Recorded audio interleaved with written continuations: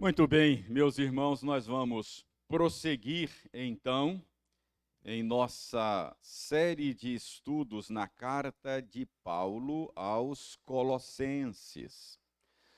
Nós temos dado a esta série de estudos o tema A Nossa Plena Suficiência em Cristo, ou a perfeita suficiência em Cristo. Isso porque Colossenses nos ensina que Cristo é plenamente suficiente para nós, é perfeitamente suficiente para nós. Quem tem Cristo tem tudo. Esse é o ponto de Paulo na carta aos Colossenses. Nós chegamos ao capítulo 2, estamos analisando o capítulo 2. Hoje nós vamos ler os versos 8 a 15. Na semana passada nós analisamos os versos 8 e 9. Hoje nós vamos prosseguir a partir do verso 10. A partir do verso 10. E assim nós vamos caminhando até onde o nosso tempo permitir hoje, não é? Então, capítulo 2 de Colossenses, a partir do verso 8 até o verso 15, eu lerei e vocês acompanharão aí silenciosamente a leitura que farei. Cuidado que ninguém vos venha a enredar com sua filosofia e vãs sutilezas, conforme a tradição dos homens, conforme os rudimentos do mundo e não segundo Cristo. Porquanto nele, isto é, em Cristo, habita corporalmente toda a plenitude da divindade. Também nele, isto é, em Cristo, estáis aperfeiçoados. Ele, Cristo, é o cabeça de todo o principado e potestade. Nele, isto é, em Cristo, também fostes circuncidados, não por intermédio de mãos, mas no despojamento do corpo da carne, que é a circuncisão de Cristo, tendo sido sepultados juntamente com ele, isto é, juntamente com Cristo, no batismo, no qual igualmente fostes mediante a fé no poder de Deus, fostes ressuscitados mediante a fé no poder de Deus, que o ressuscitou dentre os mortos. E a vós outros, que estáveis mortos pelas vossas transgressões e pela incircuncisão da vossa carne, vos deu vida juntamente com ele, perdoando todos os nossos delitos, tendo cancelado o escrito de dívida que era contra nós, e que constava de ordenanças, o qual nos era prejudicial, removeu inteiramente, encravando-o na cruz. E despojando os principados e as potestades, publicamente os expôs ao desprezo, triunfando deles na cruz. Irmãos, vamos orar pedindo a Deus a bênção da iluminação. Vamos pedir a Ele que Ele seja o nosso instruidor nesta manhã. Oremos.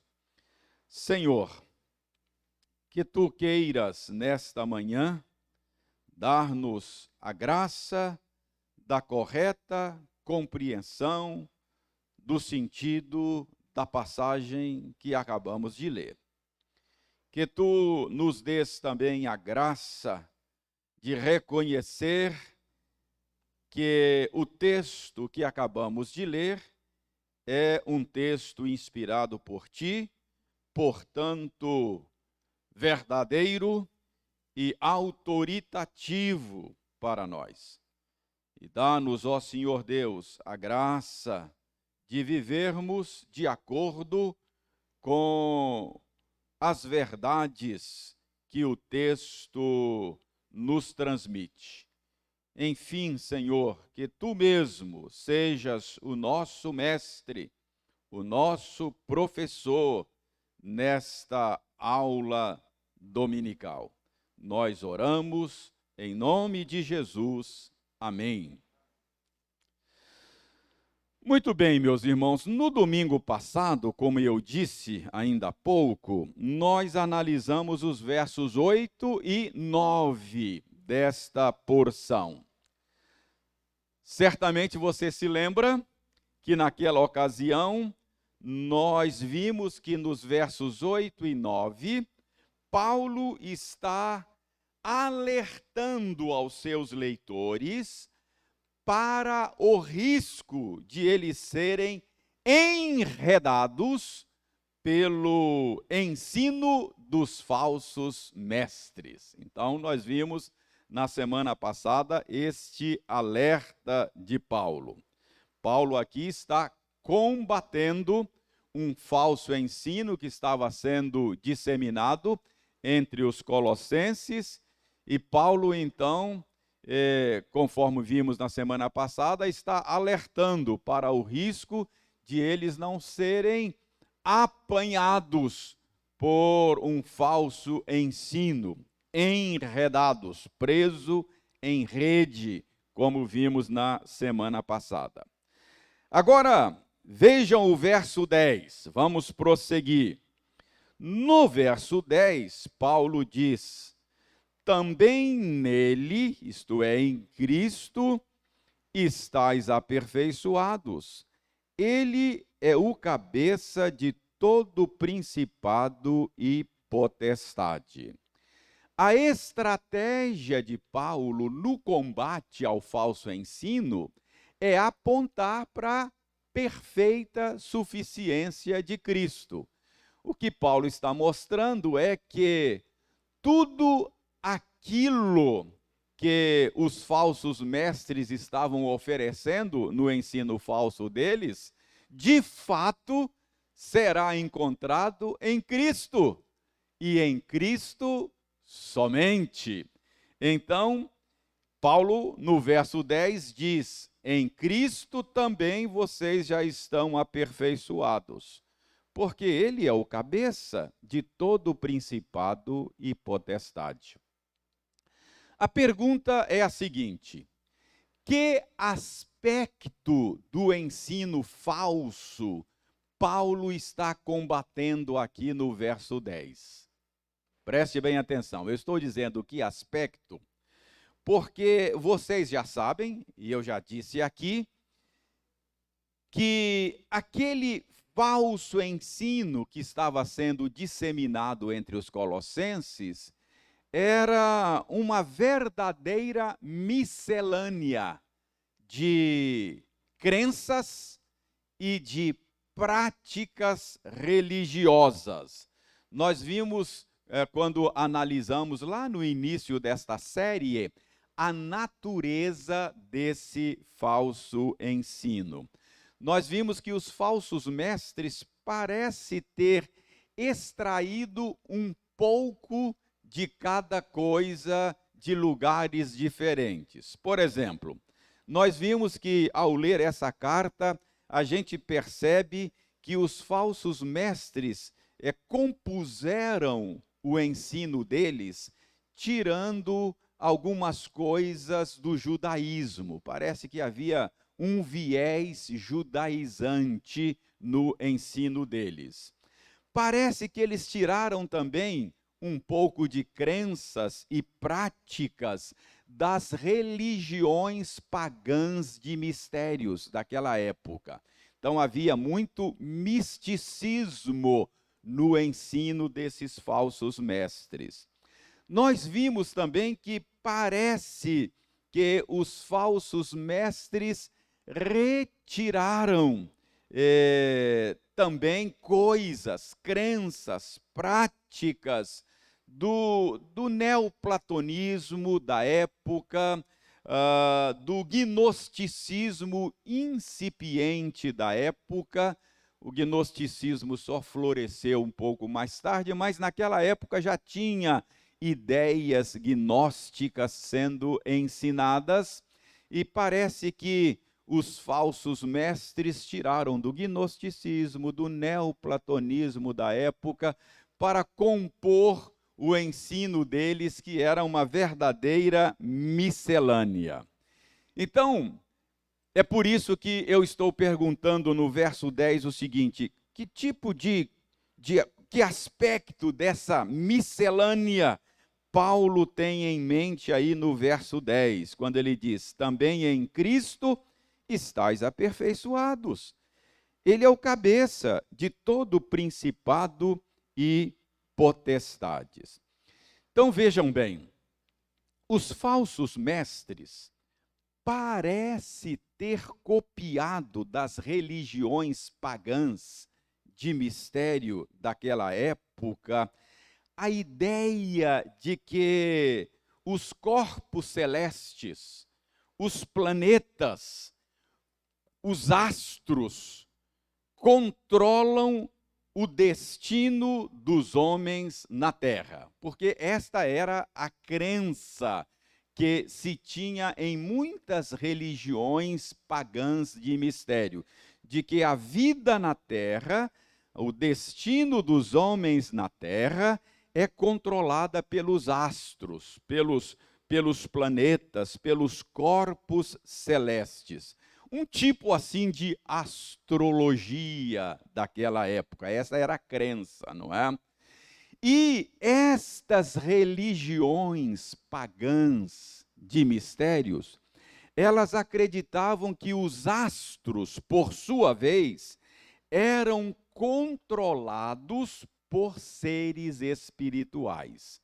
Então, essas religiões pagãs de mistério entendiam que existem seres espirituais, entidades espirituais, que controlam os astros, os corpos celestes, os planetas, e que por meio desse controle dos planetas, controla a vida dos homens na Terra. Então, essa era uma estrutura de crença das religiões pagãs de mistério. E os estudiosos chegam à conclusão de que parece que os falsos mestres copiaram essa ideia. Parece que os falsos mestres estavam ensinando uma coisa muito parecida com essa visão de mundo, não é? Como é que os estudiosos chegam a essa conclusão? Por exemplo, uma pista está no verso 8. Dê uma olhada no verso 8. Você vai encontrar no verso 8 a expressão rudimentos do mundo. Eu vou ler o verso 8. Cuidado, que ninguém vos venha a enredar com sua filosofia e vãs sutilezas, conforme a tradição dos homens, conforme os rudimentos do mundo e não segundo Cristo. Conforme os rudimentos do mundo.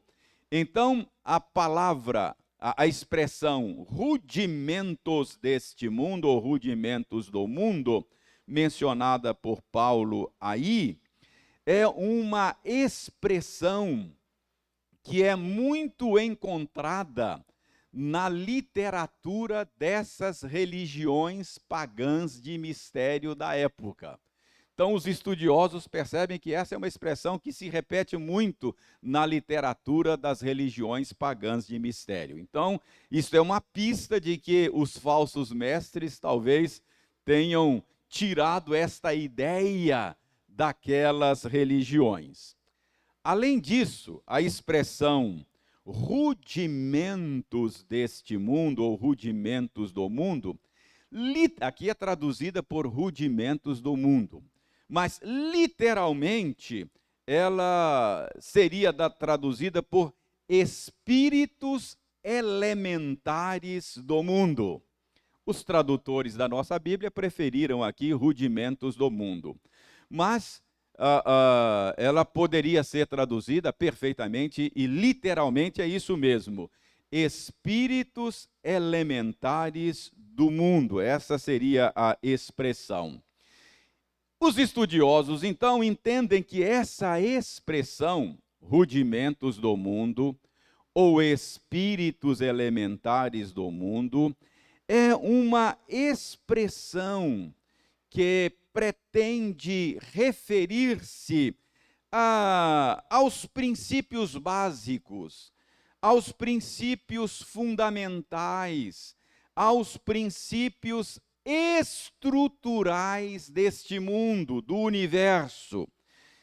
Parece que era assim que as religiões pagãs de mistério concebiam as estruturas básicas do universo.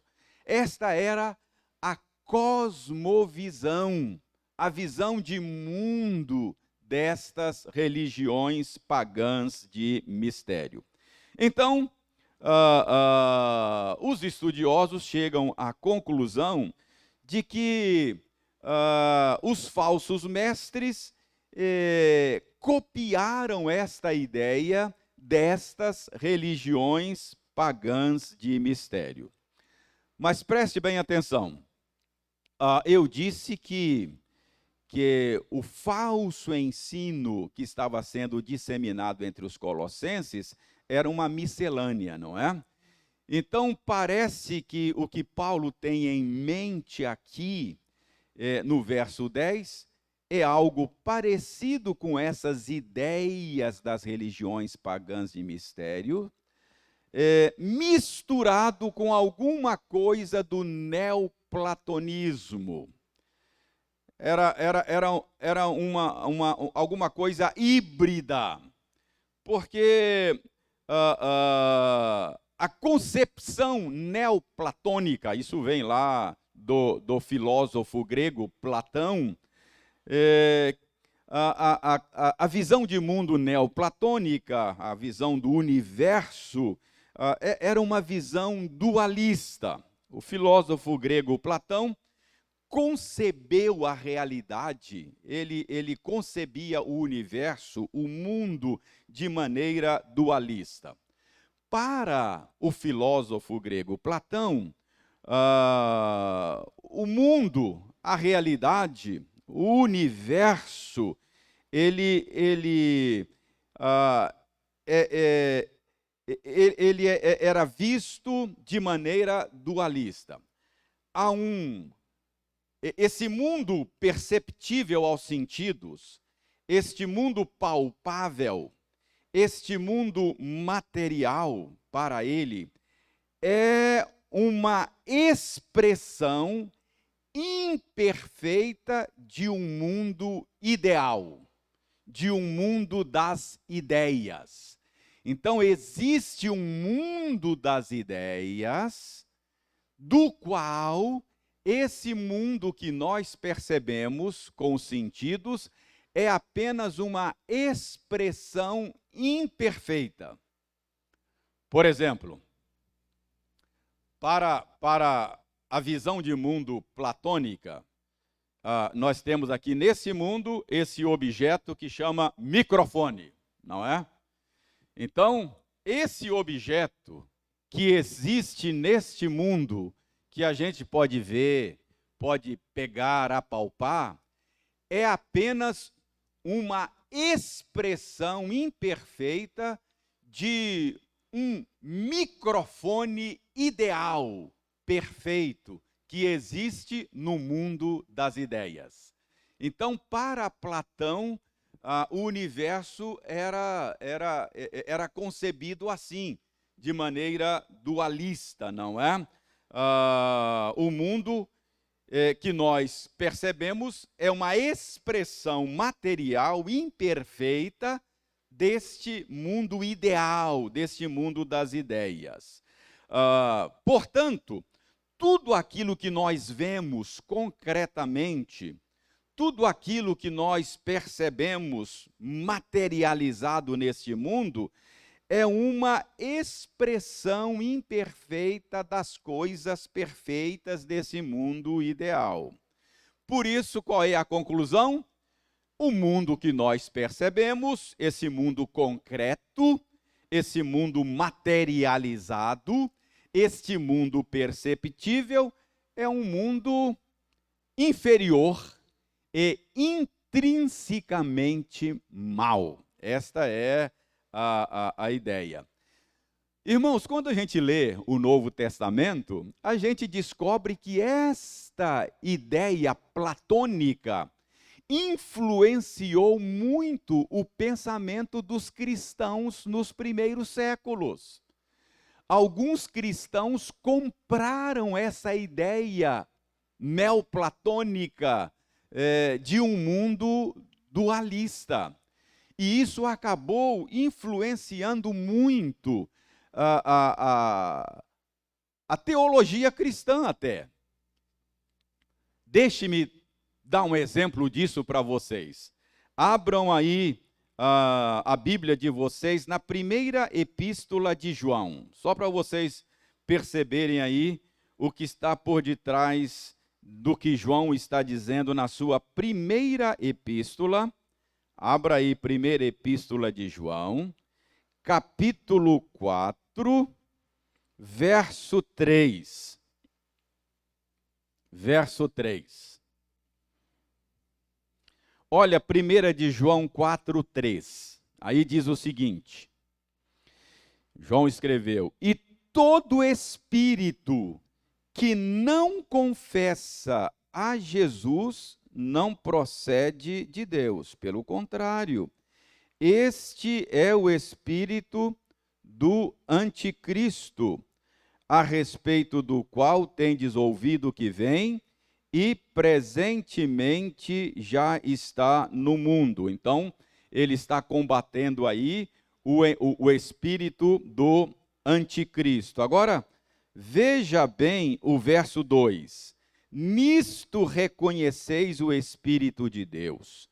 Todo espírito que confessa que Jesus Cristo veio em carne é de Deus. Por que João está falando isso? Por que João está dizendo, a maneira de você reconhecer o ensino correto sobre Jesus veja se esse ensino aceita que Jesus veio em carne.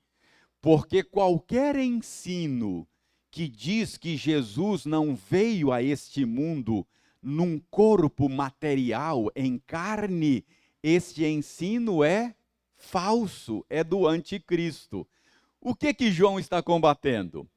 João está combatendo a influência neoplatônica, a influência dualista no pensamento cristão. Sabe o que estava acontecendo? Alguns crentes da época compraram esta ideia de que o mundo material é uma expressão imperfeita do mundo ideal. Portanto, tudo que é material é imperfeito e mal, essencialmente mal.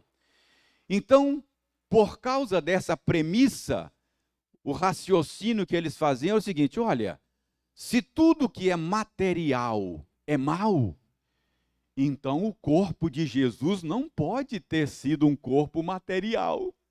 Jesus não pode ter vindo em carne, num corpo material, porque como é que Jesus, o Espírito puro, vai assumir um corpo material imperfeito e impuro? Entendeu? E aí João está dizendo, não, o corpo de Jesus era um corpo material. Havia alguns dizendo, não, ele tinha um corpo sim, mas ele era uma aparência de corpo. Ele não era um corpo material. Se você tentar apalpar o corpo de Jesus, você não consegue. Ele não é material. João está dizendo, não, Jesus tinha um corpo material. Não é? Então, o que ele está combatendo aqui? Esta influência neoplatônica no pensamento cristão. Então, voltando a Colossenses, o que Paulo está combatendo no verso 10?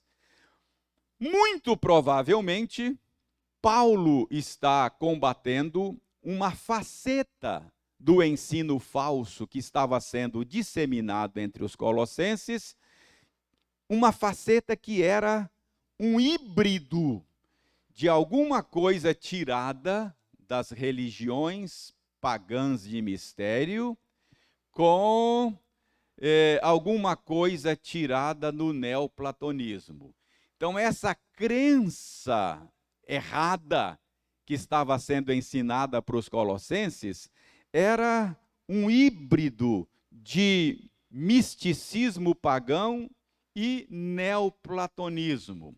Como vimos, o misticismo pagão acreditava que a vida no mundo é regida pelos corpos celestes, pelos astros, uma espécie de astrologia da época, e esses astros, por sua vez, eles eram governados por seres espirituais, não é?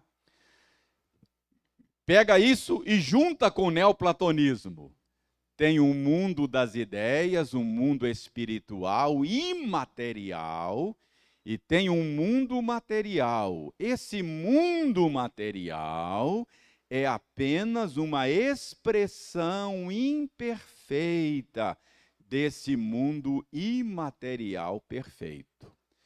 Então, muito provavelmente, os falsos mestres lá de Colossos estavam ensinando que Deus é um espírito puro, perfeito, e por isso ele não tem contato com esse mundo material imperfeito no qual nós vivemos. Deus está muito distante deste mundo. Deus não se envolve, quer dizer, a divindade não se envolve com esse mundo imperfeito. De fato, as coisas nesse mundo imperfeito, elas são controladas por seres espirituais menores, que são emanações dessa divindade perfeita. Talvez até dissessem, Jesus é uma dessas emanações. Ele é uma emanação imperfeita desse espírito perfeito que é a divindade. Portanto, para que você seja aperfeiçoado, eles estavam ensinando para os colossenses, para que você seja aperfeiçoado, para que você mantenha comunhão com a divindade, com esse espírito perfeito distante, você precisa primeiro lidar com esses seres espirituais menores, a fim de alcançar o espírito perfeito, a divindade última, e assim você vai ser aperfeiçoado. Para você chegar lá, você tem que primeiro lidar com estes seres espirituais menores. Você deve prestar sacrifícios a eles, você deve agradar a esses seres menores, você deve adorar a esses seres menores, se você quiser ser aperfeiçoado. Então, parece que é isso que Paulo está combatendo no verso 10. Então, com todo esse pano de fundo em mente, leia o verso 10 de novo, que talvez você vai entender o que está por detrás das palavras de Paulo no verso 10. Veja bem, nele, em Cristo, não é? Nele, em Cristo, também nele, em Cristo, estais aperfeiçoados. Ou seja, você não precisa de toda essa ginástica mística para ser aperfeiçoado. Você não precisa de todo esse exercício místico que os falsos mestres estão ensinando para ser aperfeiçoado, para alcançar a perfeição. Por quê? Porque nele Em Cristo você já está aperfeiçoado. Em Cristo você já tem contato com o Espírito perfeito divino, porque Cristo é um com o Pai. Ele é da mesma natureza do Pai. Ele é Deus. Nele habita toda a plenitude da divindade. Então, se você tem contato, comunhão com Cristo, você já chegou lá. Já chegou lá. E olha que o movimento é de lá para cá, não é daqui para lá. Não é um esforço para chegar lá, é Deus que veio aqui. É um movimento contrário, não é? É Deus que se fez carne e habitou entre nós. Eu só posso ter comunhão com Deus e ser aperfeiçoado, não é porque eu descobri o segredo e me esforcei para chegar lá, é porque Deus foi condescendente e veio até mim. Irmãos, e isto é o que faz do cristianismo bíblico uma religião ímpar. Ímpar. Toda religião concebida pela mente humana, toda religião é um movimento do homem para Deus. É sempre um esforço humano para chegar a Deus. Toda religião que o homem inventa.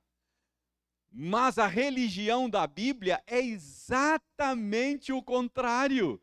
É exatamente um movimento de Deus para nós. Na religião da Bíblia você tem aquela figura do bom pastor que vai atrás da ovelha perdida. É Deus que toma a iniciativa. A sua relação com Deus não começa por iniciativa sua. Ela começa por iniciativa de Deus. Você simplesmente, de repente, se descobre na relação com Deus, se percebe, não é? Porque Ele tomou a iniciativa. Nós o amamos porque Ele nos amou primeiro. É Ele que vem até nós. Qualquer religião que propõe comunhão com Deus por iniciativa humana, chuta que é laço. Isso não foi concebido na mente de Deus. Isso foi concebido na mente humana. Toda religião, todo sistema religioso que os seres humanos inventam é um movimento do homem para Deus. Mas a religião verdadeira, bíblica, que nasceu na mente e no coração de Deus, é o contrário. É um movimento de Deus para nós.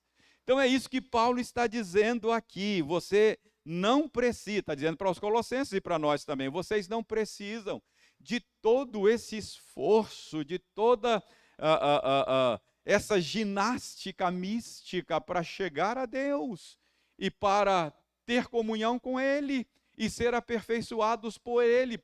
Por quê? Verso 10 aí no início, também em Cristo estais aperfeiçoados.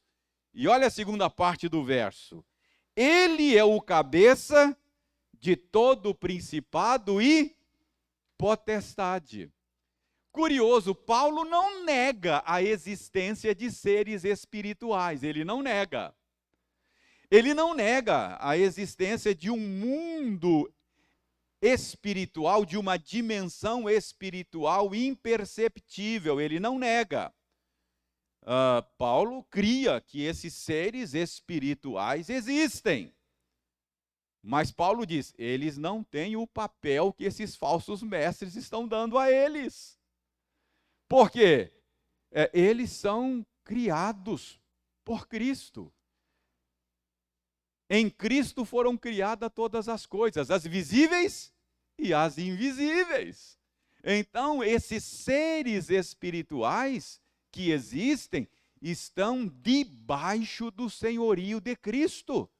Cristo é o cabeça, Ele é o Senhor sobre todo o universo.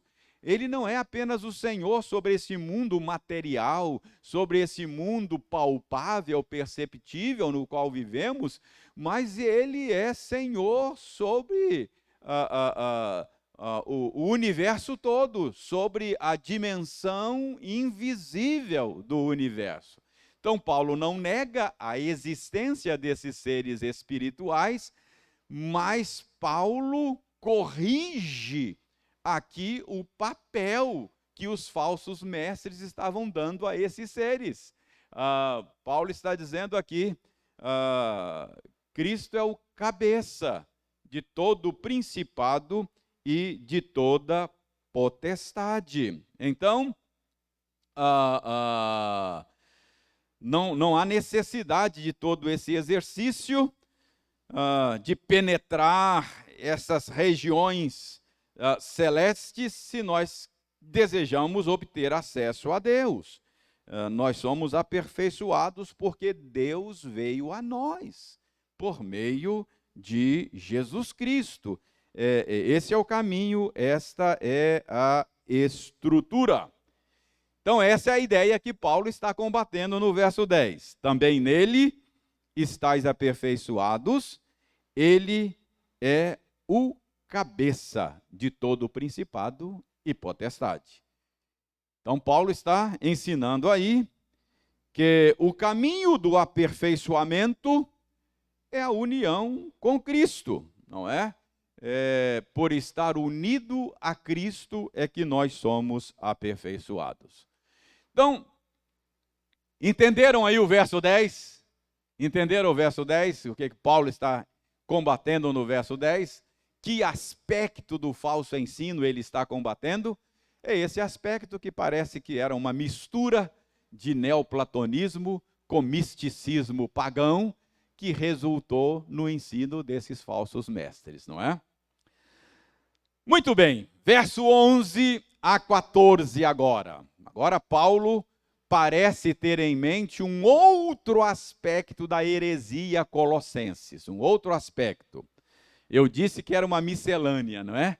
Tinha coisas do paganismo, tinha coisas do gnosticismo, do neoplatonismo, mas tinha coisas também do judaísmo nesse falso ensino. Parece que agora, a partir do verso 11, o alvo de Paulo, o foco de Paulo é neste aspecto judaizante do falso ensino. Então, vamos ver aí versos 11 a 14. Nele, isto é, em Cristo, também fostes circuncidados, não por intermédio de mãos, mas no despojamento do corpo da carne, que é a circuncisão de Cristo. Então agora parece que o foco de Paulo é naquele viés judaizante do falso ensino de Colossos. Os falsos mestres lá que estavam disseminando as suas ideias entre os colossenses, parece ter retirado algumas coisas do judaísmo. Aqui Paulo está dizendo, olha, vocês não precisam buscar aperfeiçoamento espiritual por meio da circuncisão. Ora, se Paulo está dizendo isso, qual é o pressuposto? De que era isso que os falsos mestres estavam ensinando. Eu já disse a vocês que a gente fica tentando reconstruir aqui, de maneira reversa, o que estava acontecendo lá na igreja dos Colossenses, não é? A ilustração que eu usei para vocês é dizer que quando a gente lê essa carta é como se você estivesse ouvindo apenas o lado de uma conversa telefônica. Já viu isso? Você está ouvindo alguém falando ao telefone, né? E aí você ouve ele dizer, aí você está ouvindo só um lado da conversa, você fica tentando descobrir o que está sendo dito do outro lado, não é? Fica tentando conjecturar. Então aqui a gente tem Paulo falando aos Colossenses. É só um lado da conversa. E a gente fica tentando conjecturar o que está acontecendo lá, do outro lado. Aqui Paulo está apresentando a solução. A gente não tem o problema, a gente só tem a solução. Então, por meio da solução, a gente fica tentando descobrir qual era o problema. Então, o que Paulo está dizendo aqui? Vocês não precisam de passar pela circuncisão. Eles não eram judeus, eram gentios. Então Paulo está dizendo, vocês não precisam passar pela circuncisão. Em Cristo vocês já foram circuncidados. Não por uma circuncisão feita por mãos. Vocês foram circuncidados de maneira espiritual pelo próprio Cristo. Então vocês não precisam passar pela circuncisão. Ora, se Paulo está dizendo isso, é porque os falsos mestres estavam dizendo que era preciso, não é? Então, o problema era esse. Era que os falsos mestres estavam dizendo a eles, olha, vocês já são cristãos, já aceitaram Jesus, isso está muito bom. Mas vocês ainda são cristãos assim inferiores. Vocês são cristãos assim classe B. Vocês não são cristãos assim ainda perfeitos, completos. Os colossenses diziam, não? Por que eu não sou cristão ainda classe A? Porque você não foi circuncidado, rapaz. Você foi circuncidado? Não fui. Então você precisa passar pela circuncisão. Se você quiser ser aperfeiçoado, se você quiser agradar a Deus, se você quiser ser um cristão assim, dos bons mesmo, você precisa passar pela circuncisão. E devia fazer muito sentido, né?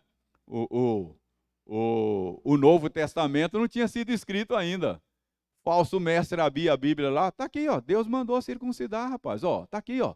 Você não está obedecendo direito, tem que circuncidar-se. Percebe? Então Paulo está ajudando, ele podia ser enredado por esse ensino, como vimos na semana passada. Então, o que Paulo está fazendo aqui? Paulo está ajudando esses crentes, dizendo, olha, vocês não precisam ser circuncidados. Está aí, ó.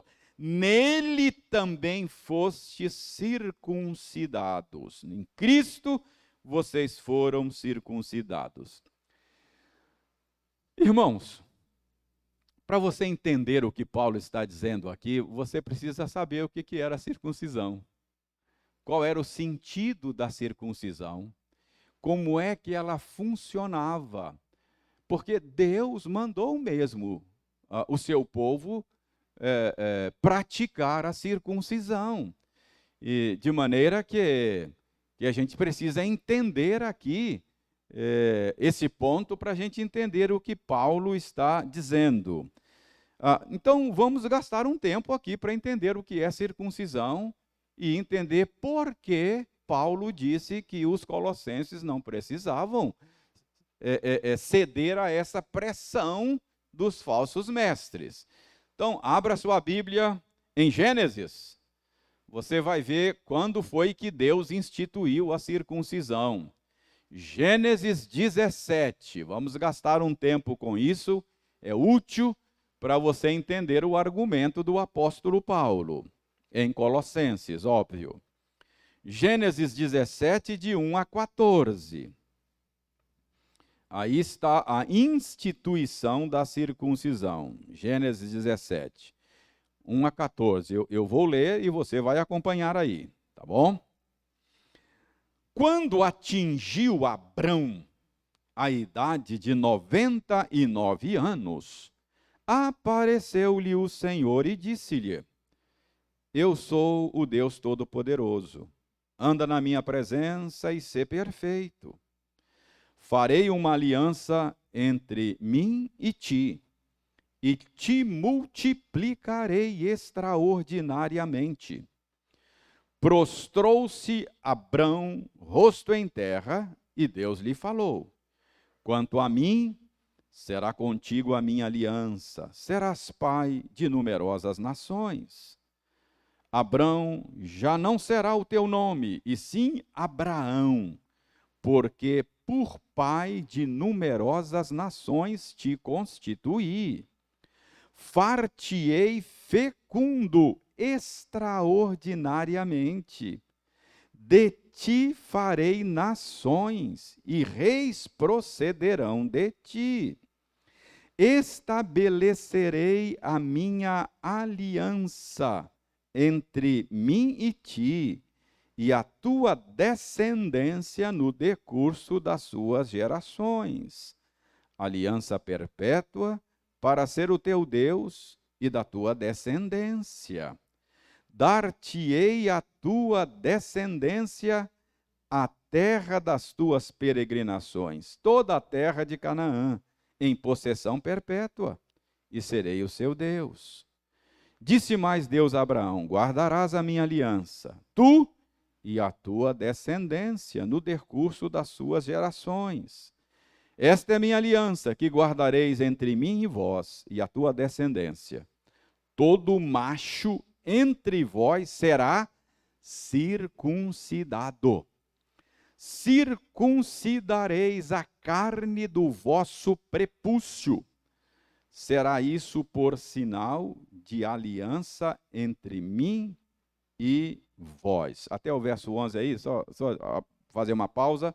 Então Deus estabeleceu com Abraão a sua aliança, fez promessas a Abraão, e para deixar claro para Abraão que ele estava falando sério, ele falou: olha, vou dar um sinal dessas promessas, um sinal da minha aliança, e o sinal vai ser esse, vai ser uma marca no corpo de vocês.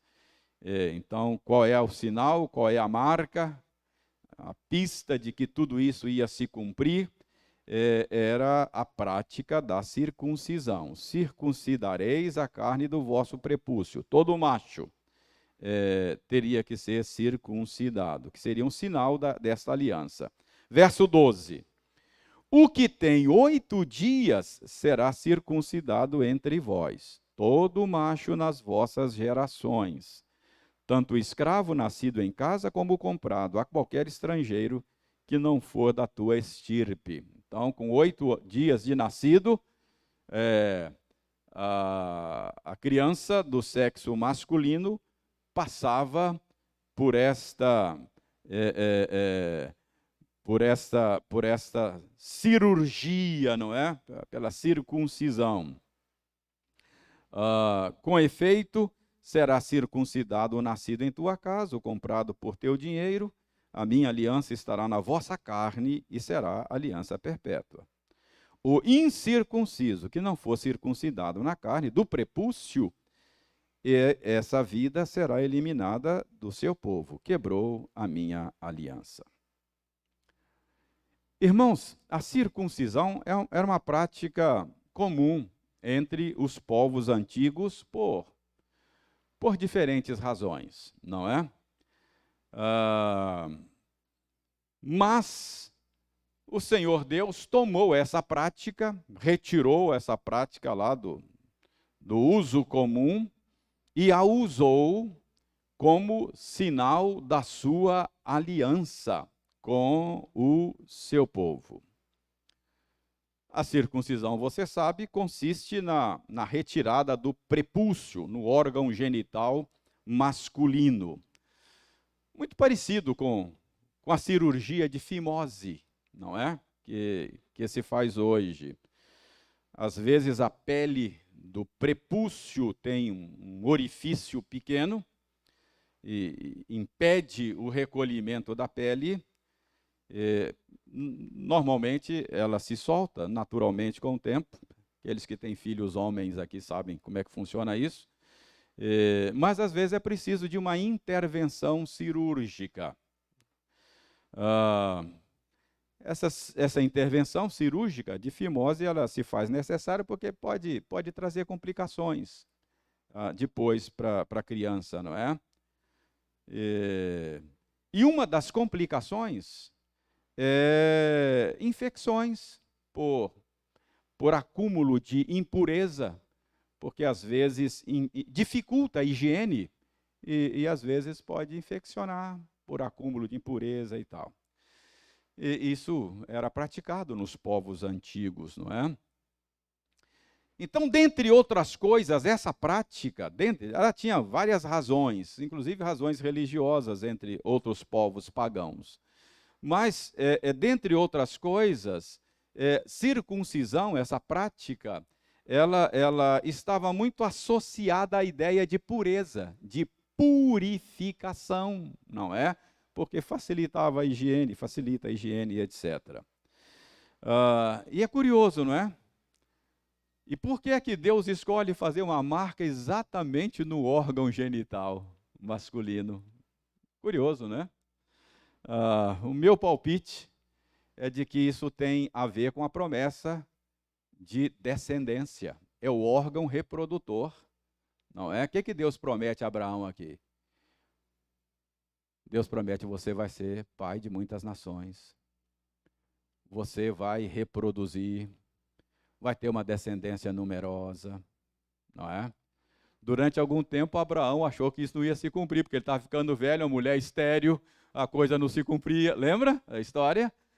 Mas era a promessa de Deus. Falou: olha, você vai ser fecundo, vai ter uma descendência enorme, a sua descendência vai ser uma bênção para a humanidade, em ti serão benditas todas as famílias da terra, e vai nascer um descendente seu, que é aquele que vai esmagar a cabeça da serpente. O Salvador, o Messias, vai ser da sua linhagem.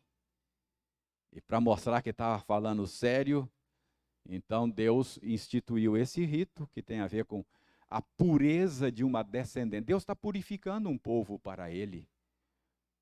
E aqueles que Deus está purificando são os descendentes de Abraão. Mais tarde, Paulo vai dizer que mesmo que você não seja descendente de Abraão, biologicamente falando, se você crê em Cristo, você é filho de Abraão. Então, a circuncisão tinha esse propósito. Era um sinal externo, visível, de uma graça interna invisível. Era o sinal de uma purificação que Deus faria no coração do seu povo. Depois, com o advento do Novo Testamento, a circuncisão foi substituída pelo batismo. Mas o sentido é o mesmo. O que é o batismo? É o sinal de pureza, de purificação, do lavar regenerador do Espírito Santo. Então, é o sinal exterior de uma graça interior, espiritual, invisível. É uma pista que Deus está dando para o seu povo daquilo que Ele vai fazer, está fazendo, está cumprindo esta promessa de purificar um povo para si. Então, a circuncisão em si é apenas um sinal, é apenas uma pista de uma bênção, não é?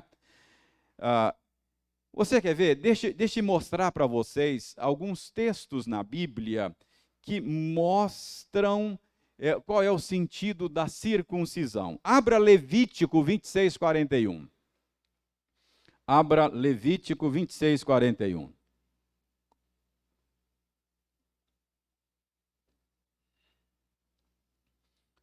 Diz o seguinte, Levítico 26, 41. Pelo que também fui contrário a eles e os fiz entrar na terra dos seus inimigos. Se o seu coração incircunciso se humilhar e tomarem eles por bem o castigo da sua iniquidade, o que eu quero mostrar aqui é que o texto fala de coração incircunciso. Essa é uma expressão para, aqui nessa passagem, para arrependimento. Se o seu coração incircunciso se humilhar, o que é circuncisão? Circuncisão tem a ver com purificação, com pureza, não é? Então, um coração incircunciso é um coração impuro, não é? Que não foi higienizado corretamente. É o coração impuro, incircunciso. Percebe a ideia? A circuncisão aponta para a circuncisão do prepúcio, a retirada do prepúcio, aponta para a purificação do coração. Essa é a ideia. É um sinal externo de uma bênção interna do coração. Olha Deuteronômio 10:16. Deuteronômio 10:16. Circuncidai, pois, o vosso coração, e não mais endureçais a vossa cerviz. Circuncidai o vosso coração, e não endureçais a vossa cerviz. O que é cerviz? O que é cerviz? Nuca. É a nuca aqui, ó, pescoço, a nuca.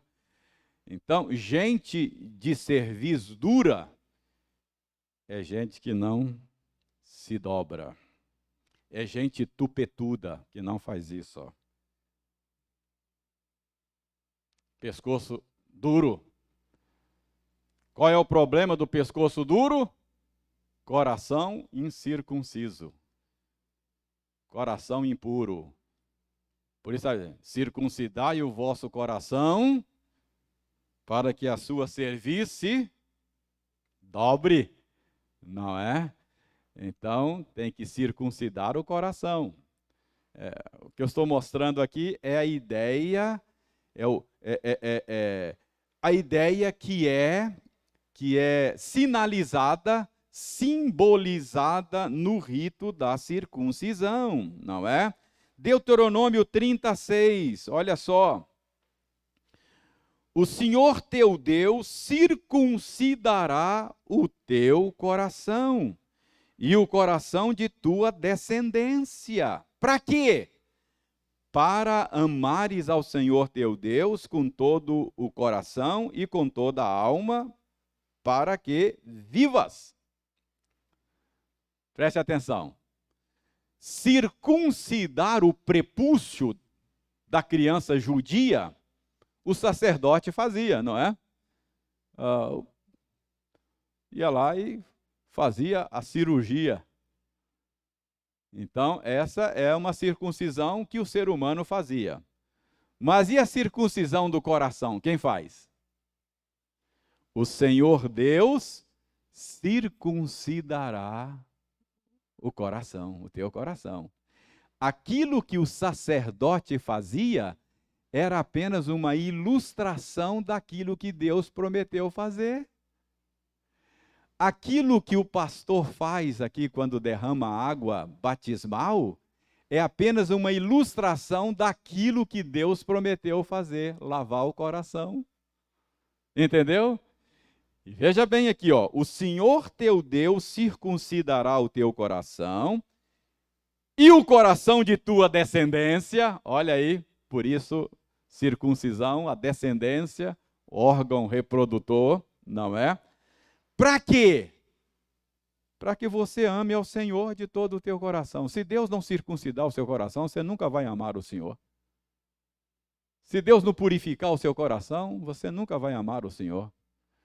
Porque por causa do pecado, você só sabe amar você mesmo. Você, por causa do pecado, é egoísta. Agora, se Ele circuncidar seu coração, aí você vai conseguir amá-lo. É isso que está dizendo aqui, não é?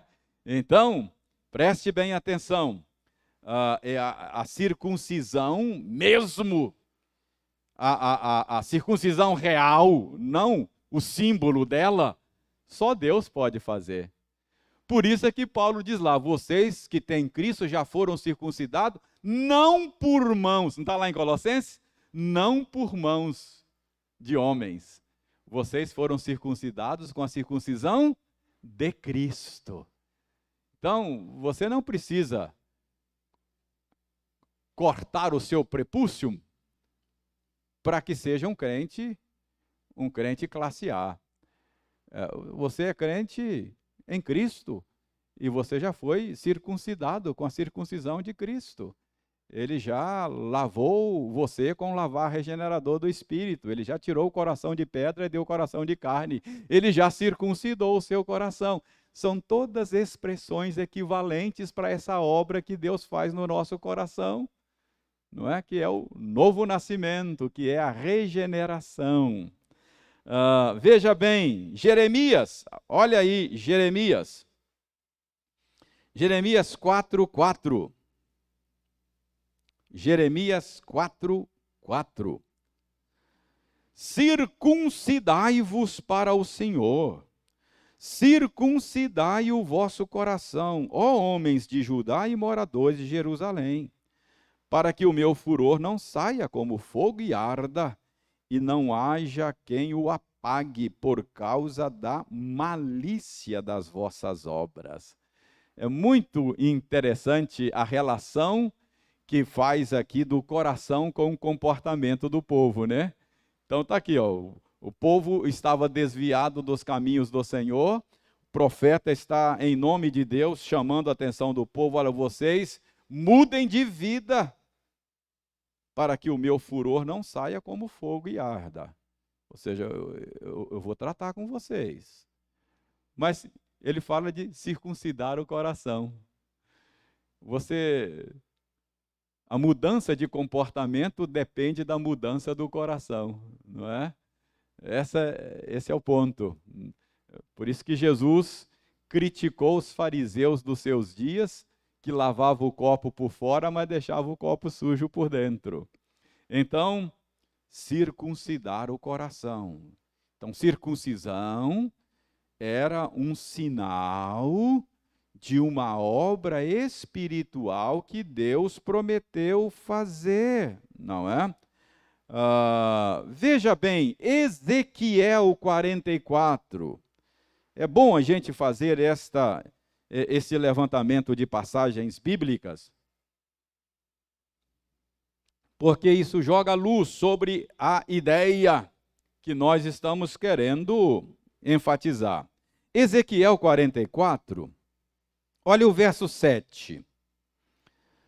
Porquanto introduzistes estrangeiros, incircuncisos de coração e incircuncisos de carne. Preste atenção.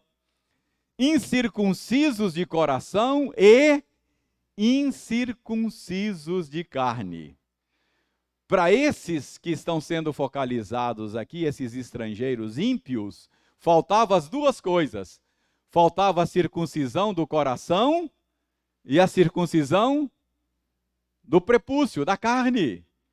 Faltava o símbolo e a coisa simbolizada. As duas coisas são importantes, mas você precisa aprender a fazer a distinção entre uma e outra.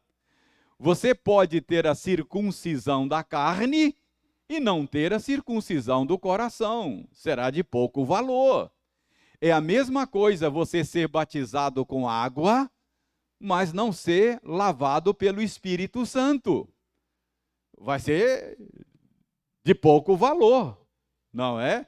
O batismo com água é importante, mas é o símbolo. Você deve desejar ter as duas coisas, o símbolo e a coisa simbolizada. Então é curioso aqui que Ezequiel faz essa distinção entre a circuncisão, ou aqui no caso a incircuncisão do coração, e a incircuncisão da carne. Faltava a estes as duas coisas, o símbolo e a coisa simbolizada, não é? Veja bem, olha Jeremias 6:10. Jeremias 6:10, não é? A quem falarei e testemunharei para que ouçam? Eis que os seus ouvidos estão incircuncisos e não podem ouvir. Eis que a palavra do Senhor é para eles coisa vergonhosa, não gostam dela. Olha só, está falando de gente cujo ouvido não era sensível à voz do Senhor. Eles não gostavam da palavra do Senhor. Eles achavam coisa vergonhosa a palavra do Senhor. Aí o profeta diz, olha, o ouvido de vocês está incircunciso. Ele precisa circuncidar o ouvido de vocês. Se Deus circuncidar o ouvido de vocês, aí vocês vão gostar de ouvir a palavra dele. Vocês não gostam? Problema de audição. Vocês estão com o ouvido incircunciso. Curioso, não é? Como é que é? A circuncisão aqui é usada para essa obra que Deus faz no coração, cujo efeito é também no ouvido. Quando Deus muda o coração, aí as palavras dele ficam mais doces do que o mel ao meu paladar. Não é assim? Quanto amo a tua lei. Ela é mais valiosa do que muito ouro depurado. A tua lei é mais doce. Lembra do Salmo 1? Lembra do Salmo 1? No contraste entre o ímpio e o justo? O justo tem prazer na lei do Senhor. Olha, isso é um bom sinal. Jesus Cristo falou que a audição é um sinal de eleição. Lembra que ele falou? As minhas ovelhas ouvem a minha voz e me seguem. Se você não gosta de ouvir a voz do Senhor, tem alguma coisa errada, não é? Então, para muita gente falar, rapaz, você está perdendo seu tempo, domingo de manhã, depois do ano novo, você está na cama curando ressaca, você está aí ouvindo esse cara falar aí, que é isso? Você está perdendo seu tempo. Você fala, não, eu gosto de ouvir a voz do meu pastor, não desse, o meu pastor Jesus. Eu ouço e eu tenho prazer. Para mim, eu estou ganhando o meu domingo, não estou perdendo o meu tempo, eu estou ganhando. Ouvido circuncidado. Então, tem gente que gosta de ouvir outras coisas, né? Cada um ouve o que mais gosta, né? É assim mesmo, é assim mesmo. Então, o meu ponto aqui é mostrar que a circuncisão aponta para a pureza do coração, a pureza da alma, pureza do ouvido, a pureza dos lábios, né? Os lábios circuncidados. Mas o que estava acontecendo então lá entre os colossenses para o Paulo escrever o verso 11? Então veja bem o verso 11. Nele também fostes circuncidados, não por intermédio de mãos, não a circuncisão da carne, mas no despojamento do corpo da carne, que é a circuncisão de Cristo. Então, o que Paulo está dizendo é o seguinte: não deem ouvidos a esses mestres que está dizendo aí que vocês não são aperfeiçoados, que vocês são crentes de segunda classe, porque vocês não foram circuncidados. Nada disso. Vocês foram sim. Uai, Paulo, nós fomos circuncidados. Quando? Onde? Foi quando você aceitou Jesus, rapaz. Quando o Espírito Santo lavou seu coração. Essa é a circuncisão, não é? Essa é a circuncisão. A circuncisão que o povo judeu fazia era um símbolo disso, não é? E Paulo vai mostrar logo na frente que eram sombras. Paulo vai usar isso. Aquilo era uma sombra de uma realidade invisível. Paulo vai mostrar logo na frente aqui. Então, essa é a diferença que Paulo ensina aqui aos colossenses, para que eles não sejam enredados pelo falso ensino. Paulo os ajuda a distinguir entre circuncisão e circuncisão. Circuncisão exterior e circuncisão interior. Circuncisão da carne e circuncisão do coração. Entende? Esse é o ponto de Paulo aí no verso 11. Paulo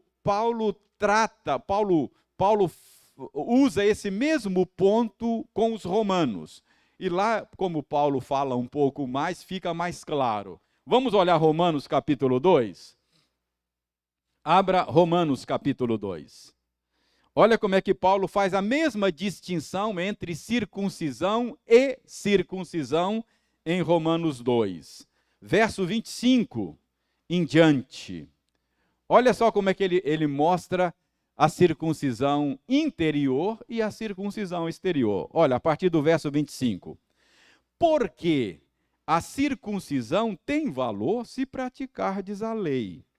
Se és, porém, transgressor da lei, a tua circuncisão já se tornou incircuncisão. Deus falou que ia circuncidar o coração para que o seu povo o amasse, para que andasse nos seus caminhos. Então, se você fez a circuncisão no corpo, mas não responde a Deus de maneira correta, se você é batizado, mas não tem prazer na lei do Senhor, não anda na lei do Senhor, não ama o Senhor, não ama o povo do Senhor, seu batismo valeu nada. É isso que Paulo está dizendo aqui. A sua circuncisão é só exterior, a interior não aconteceu. Mas veja o verso 26. Se, pois, a incircuncisão observa os preceitos da lei, não será ela, porventura, considerada como circuncisão? Olha, se você passou pela circuncisão, se você recebeu a circuncisão do coração, mesmo que você não tenha recebido a circuncisão da carne, você é de Deus, você ama a Deus. Usando o batismo, vamos imaginar, eu não estou dizendo que o batismo com água não seja importante, ele é importante, mas é só um sinal.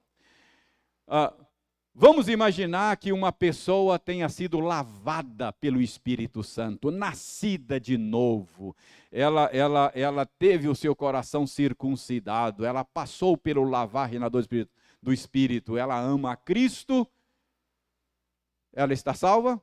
Está salva. Quem salva é o lavar regenerador do Espírito Santo. Agora vamos imaginar que essa pessoa demore 3 anos para receber o batismo com água. Durante esses 3 anos, ela é cristã? É de Deus? Claro que é.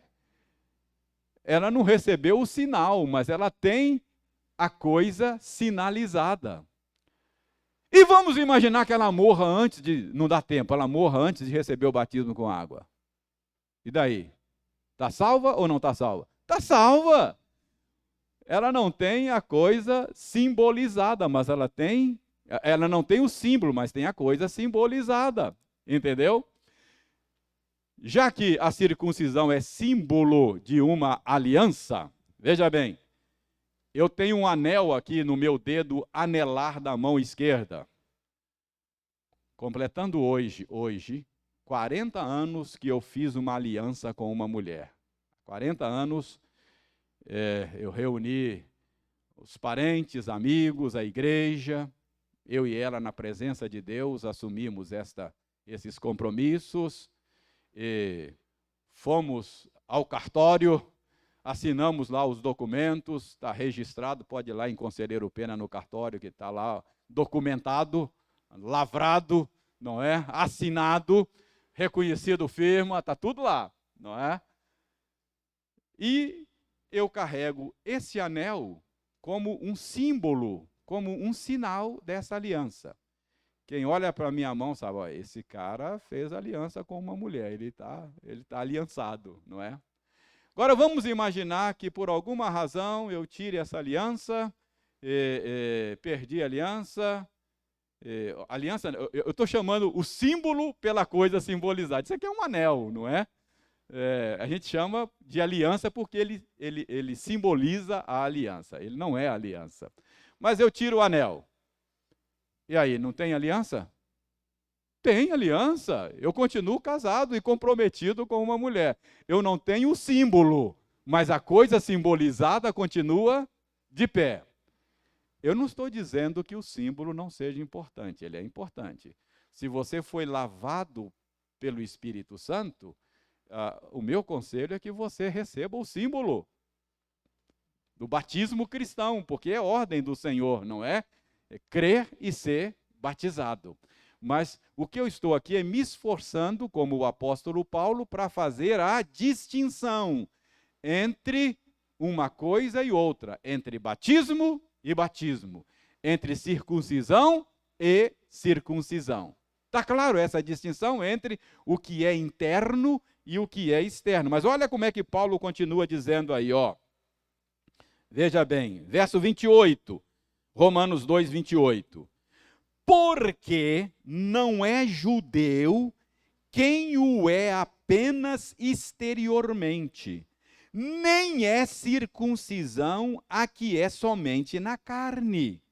Porém, judeu é aquele que o é interiormente, e circuncisão a que é do coração, no espírito, não segundo a letra, e cujo louvor não procede dos homens, mas de Deus. Os judeus dos dias de Paulo se orgulhavam muito de serem circuncidados. E batia no peito e dizia aqui, ó, eu sou de Deus. Eu fui circuncidado ao 8º dia.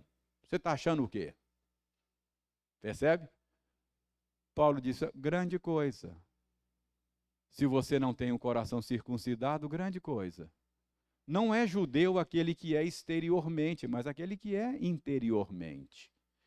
Transportando isso para os nossos dias, dizendo, eu sou presbiteriano de berço, eu fui batizado na minha infância, eu nasci na igreja. Podia dizer grande coisa. Se você não foi lavado pelo lavar do Espírito Santo, seu batismo com água conta muito não. Entendeu? É isso que pode. Não é cristão aquele que é exteriormente. Cristão é aquele que é interiormente. Então, esse é o ponto aqui no ensino de Paulo, que vai fazer você entender o verso 11, não é? Agora você vai entender o verso 11. Nele também, em Cristo também, fostes circuncidados. Não por intermédio de mãos. Não estou falando da circuncisão exterior. Eu estou falando da circuncisão interior. Então, qual era o problema para o qual Paulo está apresentando a solução aqui? O problema era aquele que eu disse ainda há pouco, é que os falsos mestres estavam dizendo para os crentes lá, Colossenses, olha, vocês já aceitaram a Jesus, Epáfras ensinou aí para vocês sobre Jesus, mas acontece que vocês ainda estão em falta. Mas nós estamos em falta por quê? Você foi circuncidado? Não. Aí, então, tem Jesus, mas não tem circuncisão. Então, está em falta. Paulo diz, de jeito nenhum. Aí o que Paulo ensina?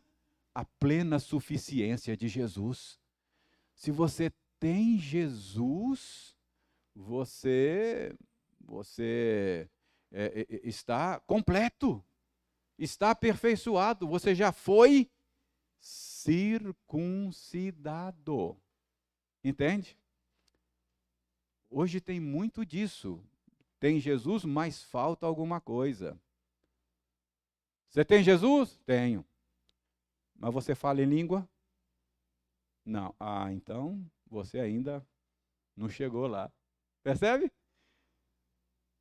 Está diminuindo Jesus. Está dizendo que Jesus não é suficiente. Percebe? Por isso Paulo diz, cuidado para que ninguém vos venha enredar. Cuidado para que ninguém não venha prender vocês em ideias que prejudicam a suficiência de Jesus. Então, nele, vocês já foram circuncidados. É aí que Paulo está dizendo. Você não precisa de mais nada. Mesmo que você não tenha passado pela circuncisão, você não é judeu, você é gentio, você já foi circuncidado com a circuncisão de Cristo. Cristo é plenamente suficiente. Que coisa maravilhosa, não é? Saber que Cristo é tudo, tudo. Por isso é que Ele é o nosso maior bem, nosso maior tesouro, Por isso é que Paulo diz, eu poderia me vangloriar de muitas coisas, eu fui circuncidado ao 8º dia, eu sou judeu de 4 costados, não é? Eu sou fariseu, tudo isso, mas tudo isso eu considerei perda, porque agora eu descobri, não é? O grande tesouro, a pérola de grande valor, Jesus. Então agora, tudo isso que eu poderia ficar batendo no peito aí, me vangloriando, tudo isso eu considero refúgio pela sublimidade de ter a Cristo e ser achado nele. Entenderam? Irmãos, então ficamos aí no verso 11, não é? Então, no verso 9, verso 10, Paulo está focalizando a influência pagã, mística, e a partir do verso 11, ele está focalizando a influência judaizante naquele ensino. Alguma pergunta? Alguma colocação sobre isso? Bom, se não há, vamos nos colocar em pé, vamos encerrar a nossa aula orando a Deus e agradecendo o estudo que acabamos de ter. Senhor, nós rendemos-te graças, porque Jesus Cristo é o nosso maior bem, é o nosso maior tesouro. Nele e por meio dele, o Senhor se deu a nós. Nele habita toda a plenitude da divindade. Ele é a expressão exata do teu ser. Não há coisa mais importante, mais maravilhosa do que estar unido a Cristo e ser achado nele. Muito obrigado, Senhor. Ajuda-nos a discernir aqueles falsos ensinos que têm aparência de piedade, mas que acabam diminuindo o valor da obra de Jesus. Ajuda-nos a compreender que quem tem Jesus tem tudo. Ele é o amado da nossa alma. Ajuda-nos, ó Senhor, a fazer a nossa vida girar em torno de Jesus. Porque se ela não estiver girando em torno de Jesus, ela estará girando em órbita errada. Muito obrigado pela instrução da tua palavra. Muito obrigado por essa carta que o apóstolo Paulo escreveu aos Colossenses, que foi preservada, traduzida e hoje nos ajuda tanto a conhecer o Senhor melhor. Muito obrigado pela oportunidade que nós estamos tendo de a cada domingo nos debruçarmos sobre esta carta, para tirar dela orientação sábia e segura para a nossa vida cristã. Obrigado, Senhor. Nós oramos agradecidos. Em nome de Jesus. Amém.